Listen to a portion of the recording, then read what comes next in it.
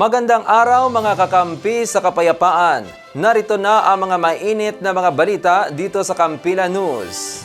Pinangunahan ni Commanding General Philippine Army Lieutenant General Roy Galido kasama si Major General Alex Reliera, Commander ng 6th ID at Joint Task Force Central, ang paggawad na parangal sa dalawang mga batalyon sa ilalim ng 6th Infantry Campilan Division Philippine Army.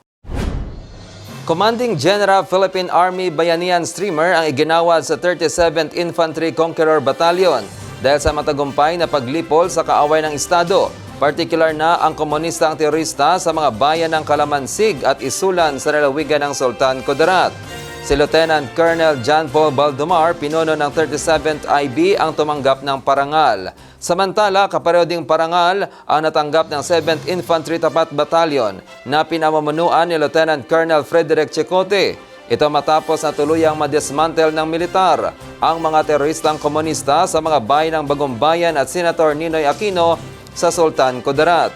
Maliban dito, tumanggap din ng Award of the Commanding General Philippine Army Major Engagement Streamer at Award of the Commanding General Philippine Army Significant Accomplishment Streamer ang 7th IB. Sa kanyang talk to troops, sinabi ni Lieutenant General Galido na nais nito ng pagbabago sa hanay ng hukbo na magkaroon ng skills na kapakipakinabang ang bawat sundalo upang magamit din nila kapag umalis na sila sa serbisyo. Ano skill set? Pag hindi ka nakakuha ng skill set o hindi ka nagbago, diyan ka lang. Kasi may mga tao talaga na hanggang doon lang kakayanin. Huwag natin pilitin. Diba? Hanggang katulad nga ng yung mga special enlist natin, yun lang talaga kakayanin nila. So bakit natin pipilitin ma-promote? Bago pa ang kanyang pagbisita dito sa 6th ID ay tumungo muna ang delegado ng Commanding General sa Barangay Labu-Labu sa bayan ng Dato Ofer sa Maguindanao del Sur. Kaugnay ito sa ika-17 anibersaryo ng 601st Brigade, namigay ng mga school supplies at mga food packs sa mga bata si Lieutenant General Galido kasama si Bay Mariam Sangki Mangudadato, ang gobernador ng Maguindanao del Sur. Bahagi ito ng Unifier Community Outreach kung saan pinasinayaan ang bagong pasilidad sa Madrasatul Gugo Al-Arabi Al-Aslami sa nasabing lugar. Mainit namang tinanggap ni Brigadier General Oriel Pangkog, Commander ng 601st Brigade si Lieutenant General Galido. Dumalo din sa aktibidad si Lieutenant General William Gonzalez, ang Commander ng Western Mindanao Command at 6ID Joint Task Force Central Commander Major General Alex Reliera. Samantala, sa iba pang mga balita mga kakampi, 8 mga dating rebelde ang nagbalik loob sa pamalaan sa Maguindanao del Norte.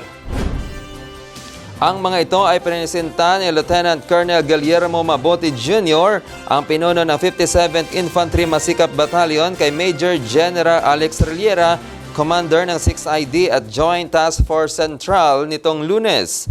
Ang seremonya ay sinagawa sa punong himpilan ng 57th IB sa Camp Edwards, sa Barangay Mirab sa bayan ng Upi sa nabanggit na lalawigan.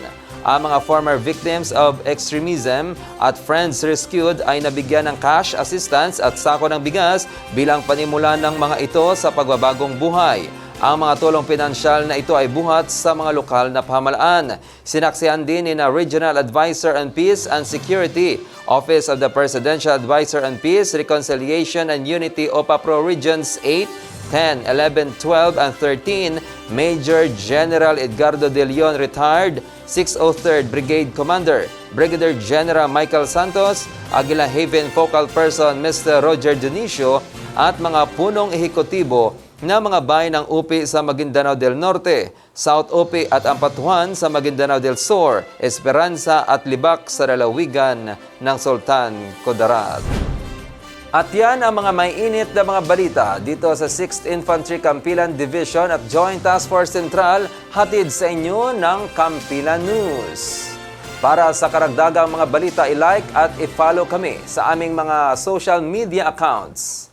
Mula dito sa punong himpilan ng Campilan Division, ako ang inyong abyan RB ng Bayan, Roderick Biñez, naglilingkod sa sambayanan, kakampi sa kapayapaan, Kampilan.